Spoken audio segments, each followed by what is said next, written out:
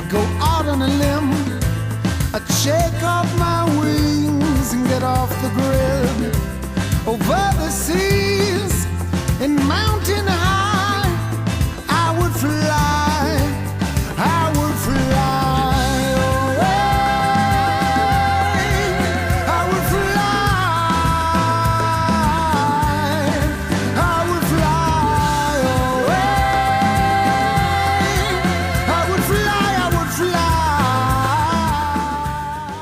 Hello, welcome to the Jerry and the Vet podcast. I am not Jerry, nor am I a trained veterinarian. My name is Bill Wetzel, and for the purposes of this podcast, we'll just say I am a writer.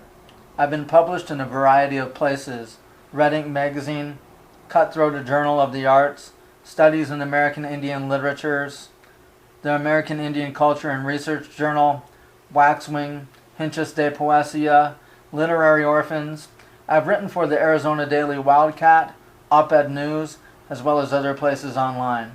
I'm the founder and curator of Shukshan, an indigenous reading series, and I'm a co-founder of IndigiPress, which is a press for indigenous authors that is currently in the works. Besides that, I am a member of the Blackfeet tribe, originally from Montana, and I have lived in Tucson, Arizona for the last 14 years. As I said earlier, I am not named Jerry and I am not a veterinarian, so how did I get the name of this podcast? Well, that is a creation of my brother Justin, who was the topic of this first episode. Justin is the head basketball coach at Dickinson State University in Dickinson, North Dakota, where I was just visiting for the holidays for a few weeks. My dad stays with my brother and he knows two characters, a man named Jerry and a veterinarian. Jerry likes to tell stories, some of what we in the industry would call bullshit stories. And the vet, well, she always calls him out on those stories, and they go a few rounds over it. Well, my dad and I sometimes do the same thing. Or more accurately, I will say something factual, and he'll disagree, and then we'll argue about it. So one day, Justin started calling us Jerry and the Vet, and it evolved into a joke about us having our own radio show. And as soon as we'd start arguing, he would all of a sudden blurt out in a radio voice, "And we are back with Jerry and the Vet." So in the honor of my dad and brother, I've named this podcast the Jerry and Vet Podcast. So in a second, I'm going to be back with a conversation with my brother Justin Wetzel, who, as I said earlier, the head basketball coach at Dickinson State University. He is the youngest person to ever be a head coach at the high school, college, and professional levels of basketball, and I feel he has an interesting story to tell for you all. You got me wrong. You got me wrong, baby. Took the words to my song too literally.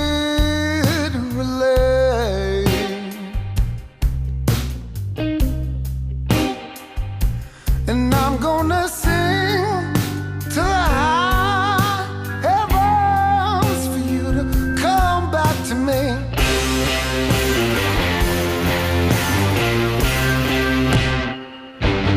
Since you've been gone. Oh.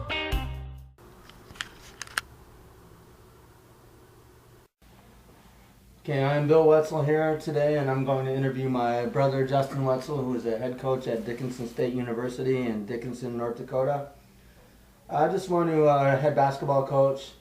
I just want Justin to go through a little bit of his career and talk about a couple events that were big in his career so far. Justin, just tell me a little bit about your background and how you got into coaching and how you ended up where you are today. Well, I played basketball most of my whole life growing up as a kid, and I always, as I got into the later stages into high school and whatnot, I always really formulated my plan where I knew I wanted to coach at a pretty young age.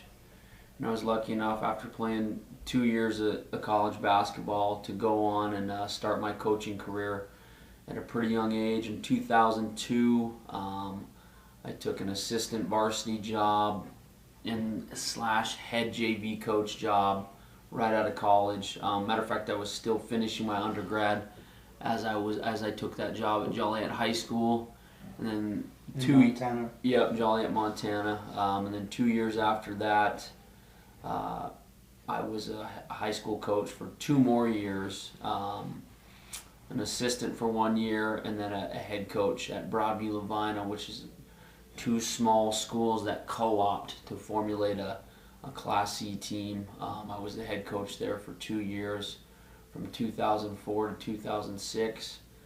And then, like anyone in their career, you got to be lucky more than good. And I had the opportunity to join the CBA, the Continental Basketball Association, which is like I always remind people, especially younger people, they don't really remember the CBA, but a lot of people in their 30s and older do.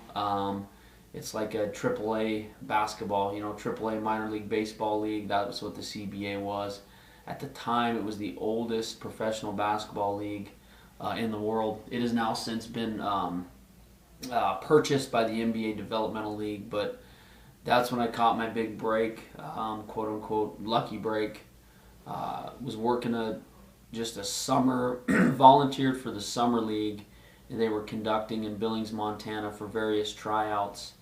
And a coach in the stands saw me working with players, kind of obviously liked the way I may have been interacting with them and handling myself as a 24-year-old. And the league we were involved in at that time in the summer of so it would have been summer of 2005 folded. But fast forward a year later, that same coach who remembered the interaction we had in that summer of 2005 was starting these pro teams in Montana. He remembered my name, remembered who I was, and called me in basically the late spring of 2006 to come on as an assistant coach for the Great Falls Explorers. That person who gave me the break was Kermit Young. For a lot of fans, basketball fans in the state of Montana, they know Kermit Young very well. Won a state title in the 50s and is a Hall of Famer out of Montana State. Had a great career at Montana State in the early 60s. And then from there, I got into the college game. I was assistant CBA coach / player personnel for the Great Falls Explorers, and then going into the second year in the CBA, I got the opportunity to become a head coach for the Butte Daredevils in the 07-08 season. Really lucky at the time. I was 26 years old and extremely fortunate. And then after that season, I came back to my alma mater as an assistant coach, Montana State Billings. Spent 3 years there as an assistant, and the last 2 years as the associate head coach. And then moved on for a year at Montana State in the Big Sky Conference for a year, and then ended up here going into my second year at Dickinson State. One thing I'd kind of really briefly like to have you just talk about is an instance that I heard on the radio.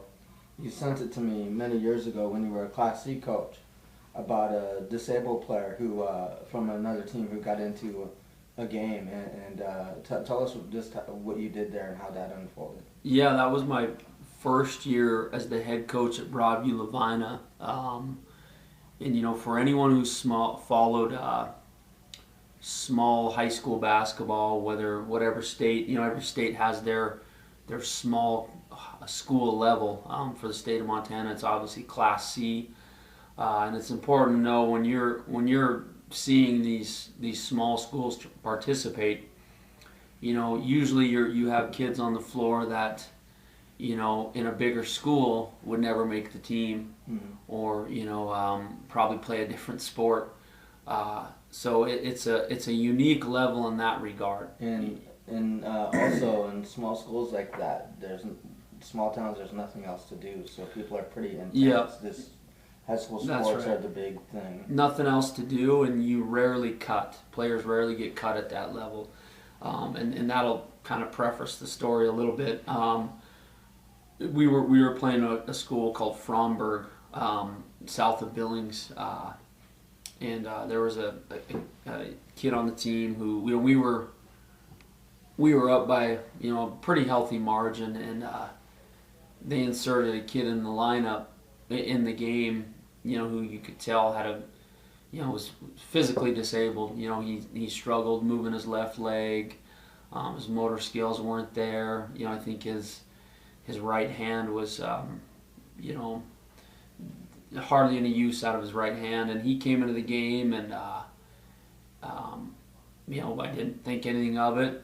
Our kids were still playing and finishing out the game, and they gave him the ball, and he took a shot, a pretty deep shot. I think it might have been a 3-point shot, and the ball rimmed in and out, and you could hear the whole Fromberg section gasp and like, oh shoot, he almost made it. The whole crowd gave the oh type sound, and so I knew it was something special. I knew this was a big moment for this kid, for them to react the way they reacted on a missed shot.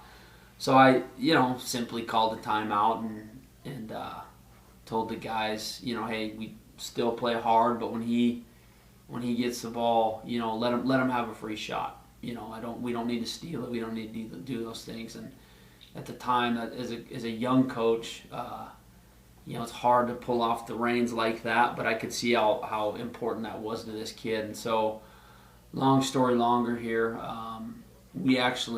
he took the shot, another shot, it bounced out of bounds, so it was our ball going the full length of the court. And this is where, the moment's really greater than anything I could have done. I didn't plan this or even direct my players to do this, but we're taking the ball out of bounds, and one of our players tosses it to him under the basket, essentially passing it to the wrong team. And he's under his basket, and he throws up one shot, misses it, gets his own rebound, throws up another shot. Our guys get the rebound for him and hand it back to him.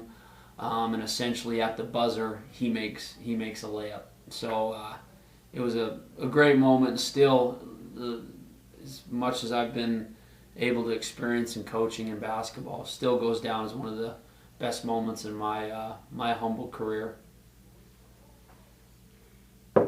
And anybody who knows you knows that you're a little intense, so to back off like that at all is like totally against character. I guess I'd like you to go into an event that's pretty significant.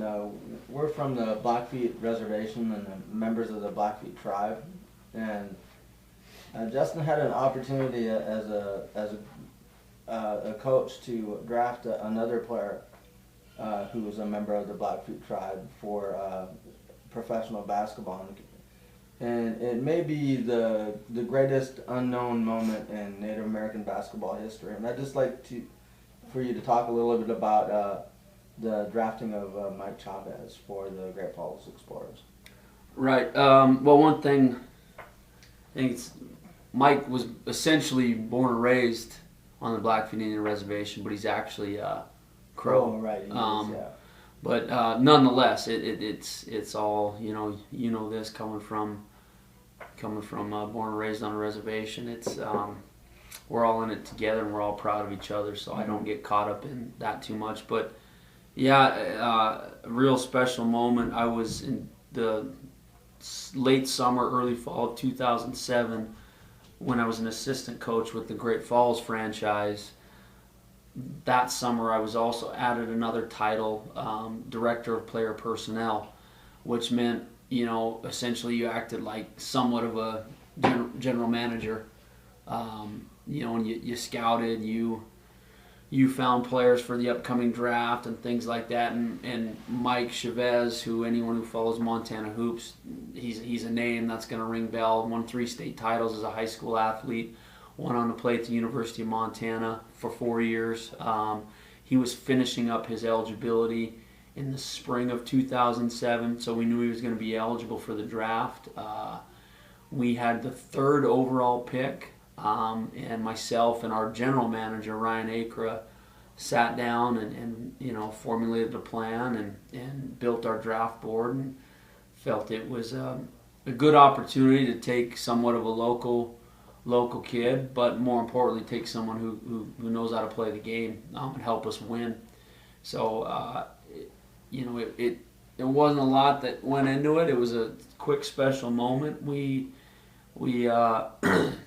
we met in Browning at the casino there, did a ceremony because it was already, predetermined who we were going to draft. Met at the casino in Browning, Montana, had a nice ceremony with a few tribal council members. Did a quick radio interview at KSEN in Shelby, and it was kind of neat. Mike and I just cruising the High Line, going up to Great Falls. We were pretty close in age.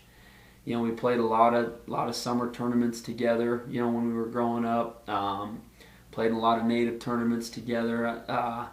And for us to be, I think I was 26 and he was 24, 23 maybe, to be cruising around in my 1997 Cadillac Catera, driving the High Line and then making this little quote-unquote media tour, and then culminating in Great Falls, Montana, at a sports bar there. And historically, it has little to do with me, but historically, to be a part of a moment where a Native American drafted another Native American in the world of professional basketball it goes down as arguably my proudest moment. And just how the moment went down, pretty surreal. Like I said, spending the day in Browning, heading on up, making a little mini media tour was pretty surreal. And I'm looking back as a 26-year-old and a 24-year-old. I don't even think we knew the magnitude, and the story's never really been out there, and that's not what it's about.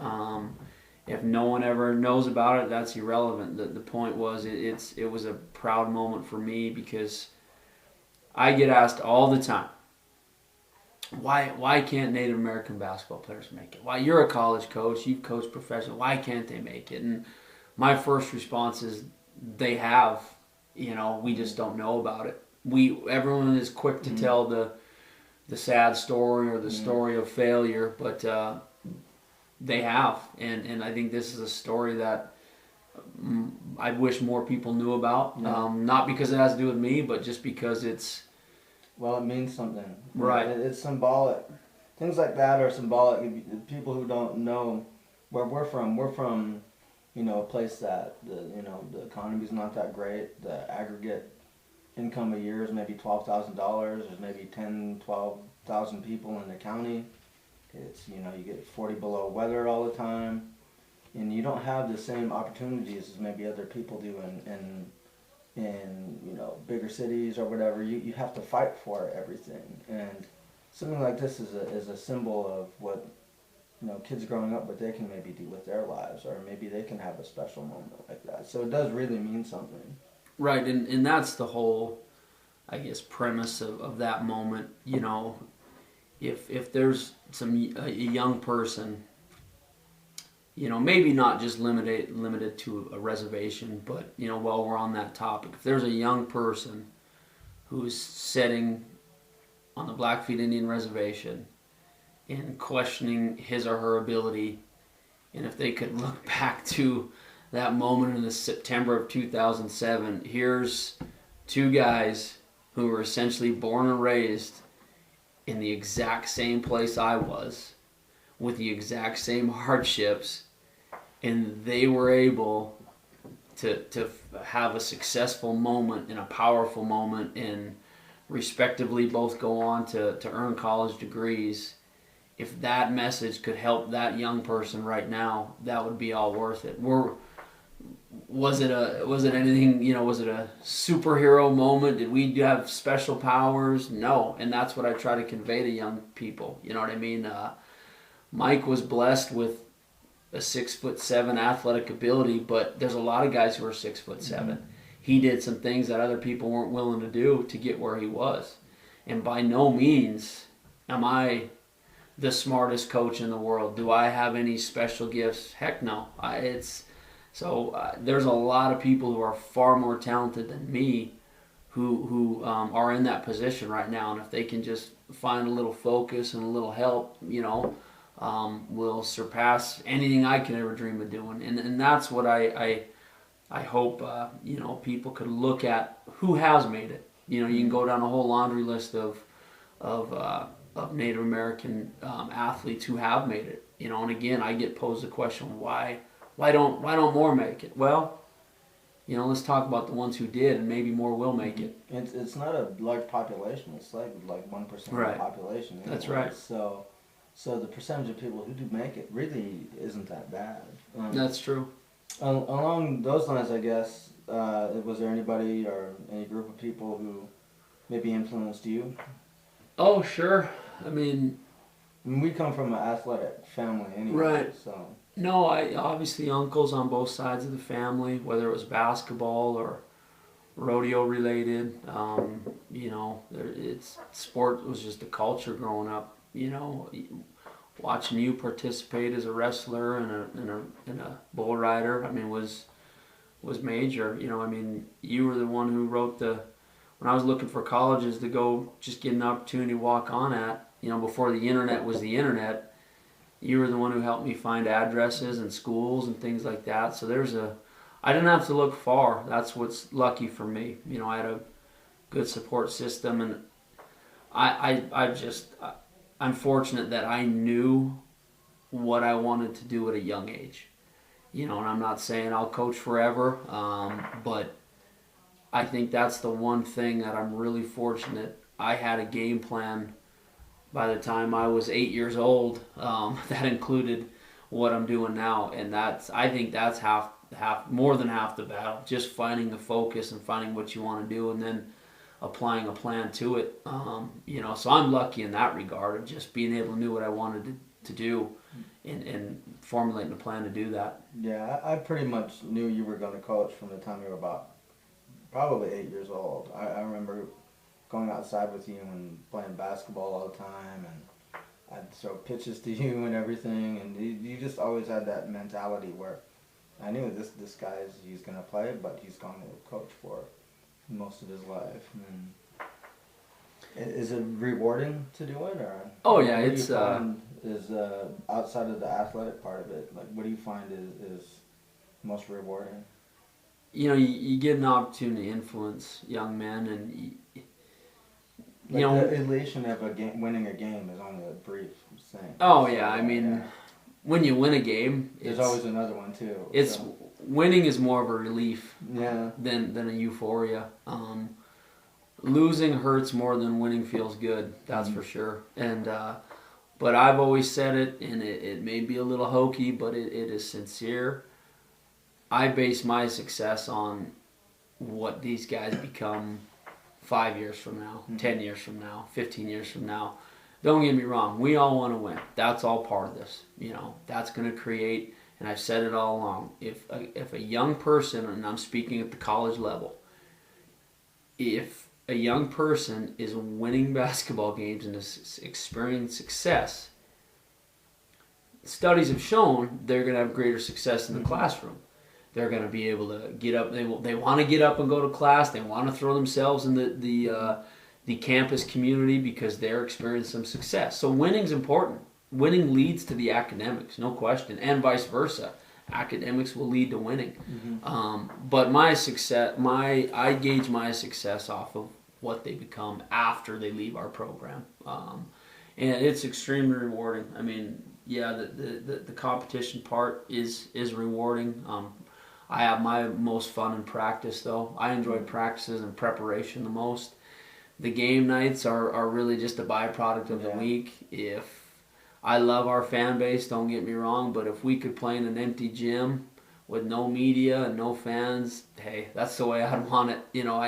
I'm more about just the end result. Again, I find more peace and more validation in preparing and practicing than anything a game night could give me.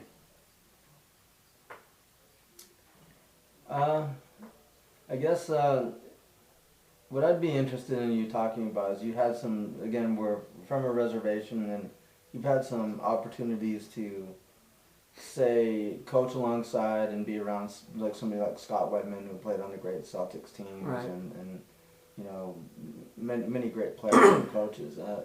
Maybe tell a kind of an interesting story that maybe stands out to you, a fun story or something that happened to you in your career. I know, like, you have equated coaching CBA basketball to Will Ferrell's movie Semi-Pro a little Right. bit, and I imagine you have a funny story yeah. or something.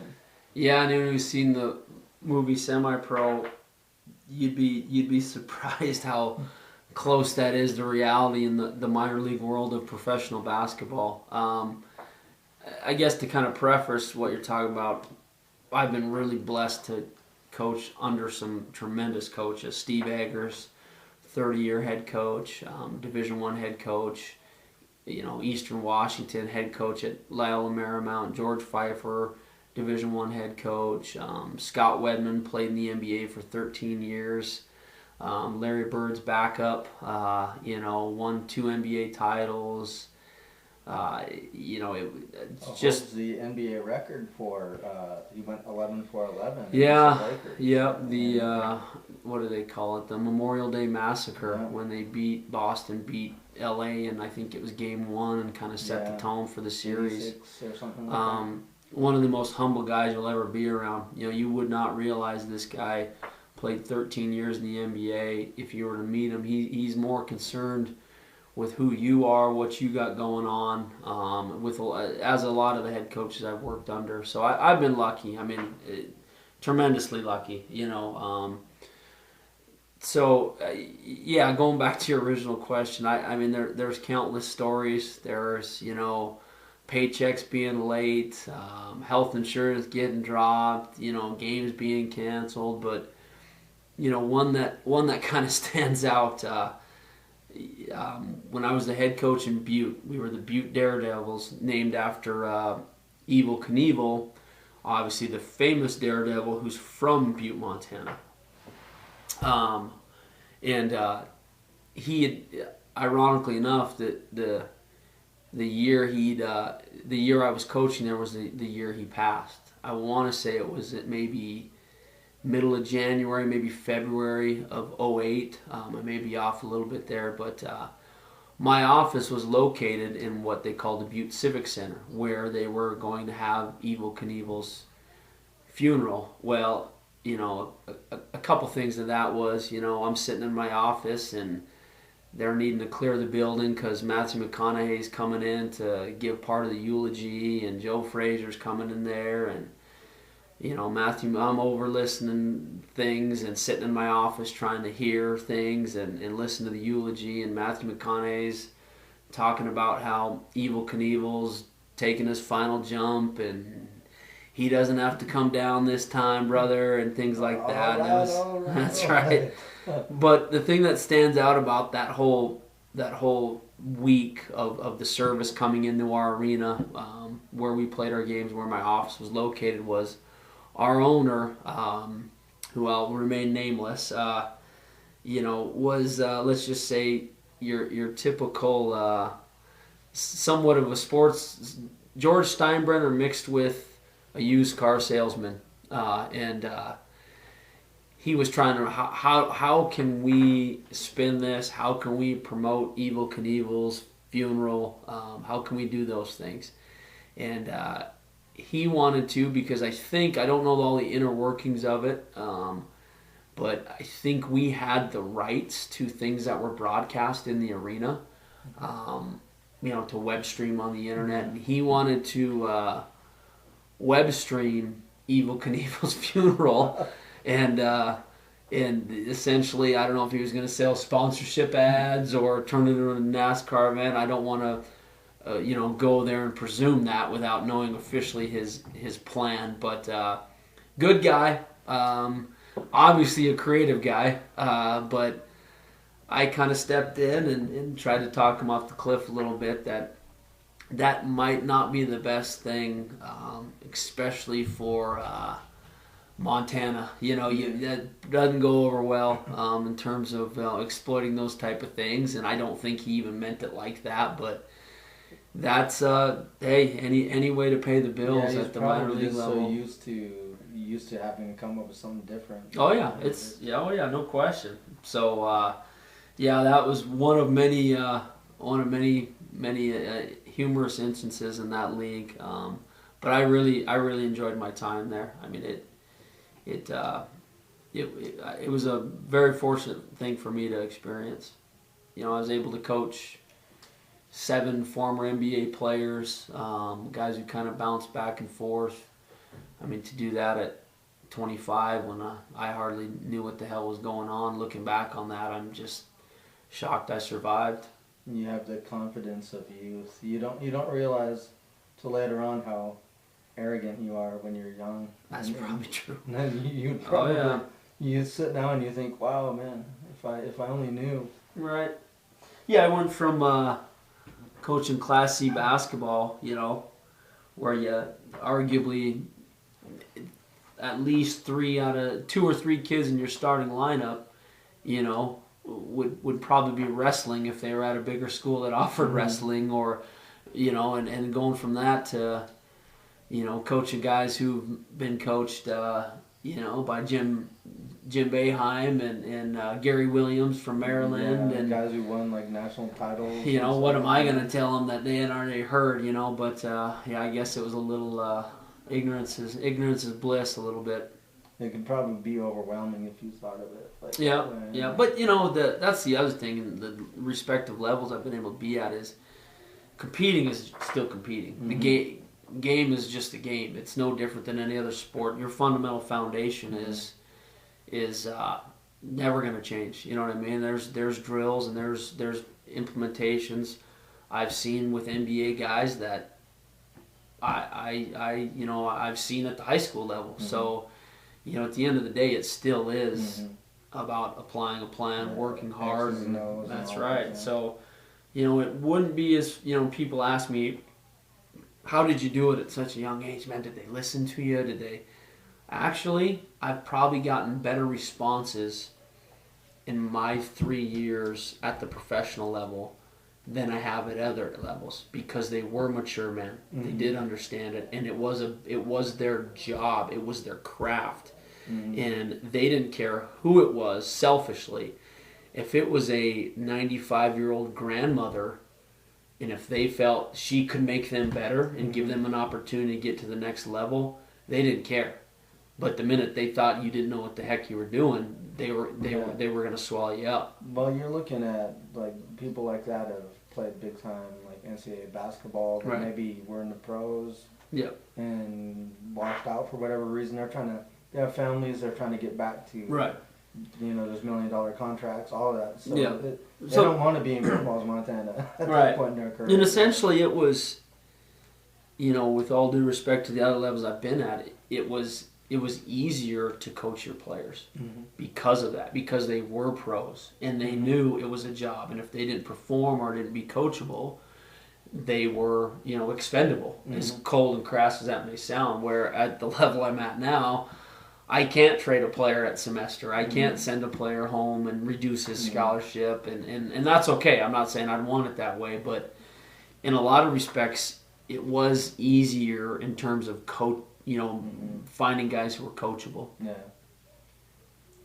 I guess just to finish up, can you kind of tell us a little bit about like what your typical day is and what it takes to be a college basketball coach? I think people probably see it and think of it as fairly glamorous.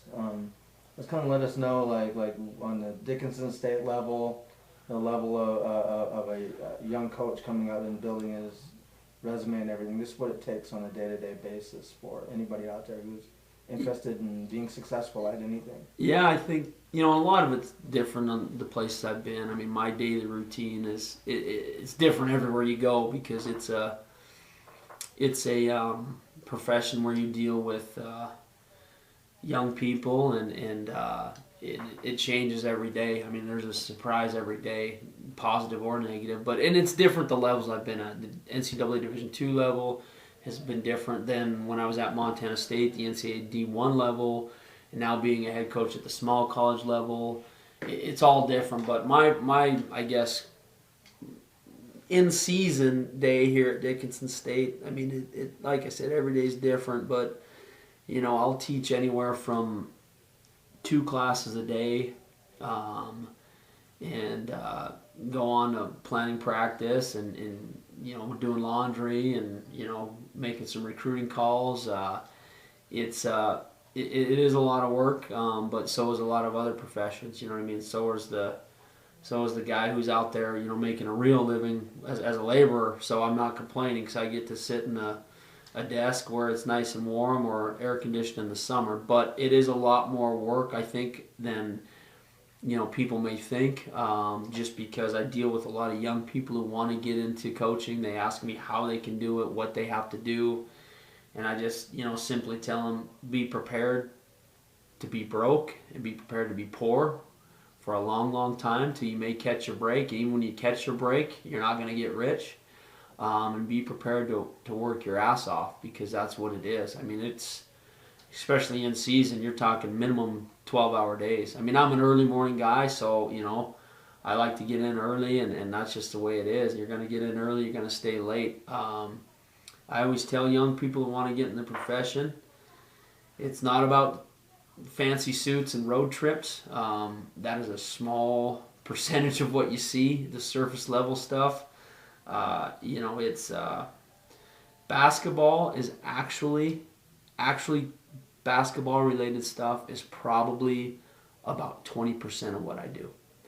When you talk teaching, when you talk recruiting, you talk academic management with your athletes, you talk budgets, fundraising, scholarship allotment, actual basketball coaching is only about 20% of what I do.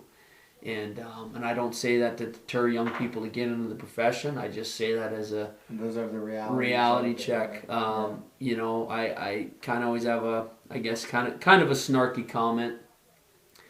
Everyone wants to coach until they coach. And that's why if you can, like I was able to, I don't know if I'll coach forever. I don't know how much longer I'll coach, but I was able to get through that breakthrough moment of driving 60 miles one way to coach a Class C school and get through that infant stages of my career and find a way and get lucky to be able to spin it into something where it's actually become a career where I can somewhat pay the bills doing. And if you can get through that and you have the belief, the determination, you have to have some blind faith.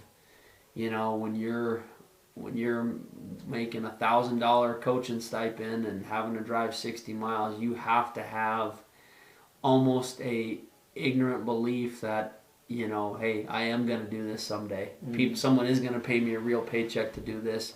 And I would encourage young people to, no matter what they want to do, you're going to have to fight through a low period. There's no instant gratification in this world. And that's what, if you can battle through that, you'll find your way.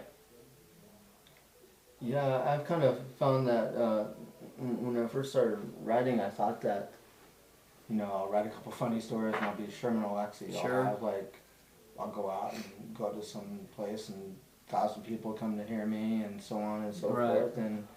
And a couple times I got asked to do stuff and I was paid like $75 to do it, and I showed up and I made this big lecture and I had all this stuff going on, and my stuff, I cuss a lot, I do things like that, and 2 times I got asked to speak at places and I showed up and like it was for kids. They were like 8 years old or something, and I'm just like, oh my God. And it's just like, you always have these weird instances. I've showed up at a college and I put together an event and had 5 really good writers go with me, and you get paid a little bit for it, but it's like you show up and 5 people are there to see you read. I mean, it's never as easy as you think. No, and if it's your passion like that is for you, you don't care if no one shows up. I can remember... Well, I have a pretty big ego, so I do care. I mean, I can remember, obviously the reality of the world is you have to make money in this day and age, in this society, to function and survive. So, it isn't about the money, and you better not get in it for the money, but I can remember the first time I got I think it was a $700 check from Joliet High School for the whole year. I was mesmerized that someone is actually paying. I get paid to do this. And I think, it's the old little litmus test. If you won the lottery tomorrow, what would you do? Well, I'd probably still coach. Yeah, you'd still write. Mm-hmm. And I think if that goes back to my earlier comment, if you can find your vehicle, what is your vehicle? Especially in Indian country, what's your vehicle? What is your talent? What can you be driven by when you wake up in the morning? Find that positive vehicle and throw yourself into it. And that's what I always encourage young people. I don't know why or how it happened, but I was fortunate to have a vehicle at a young age, an avenue of this is what I want to do, this is where I'm going to apply my focus. And you better be ready to be told no. You better be ready to be told, you can't do it, the odds are against you. And you can either accept that or you can believe in the avenues you want to take. And it's going back to your comment. It doesn't matter who shows up, what you do. I'd almost rather coach the games if no one showed up, but I know that's not realistic. Yeah, that's kind of grizzled on my end, but love and passion for something are really powerful tools. Right. That and determination to just grind it out when everybody else is telling you not to, and right. so on. Unless you have anything else to add, I think we're good to go.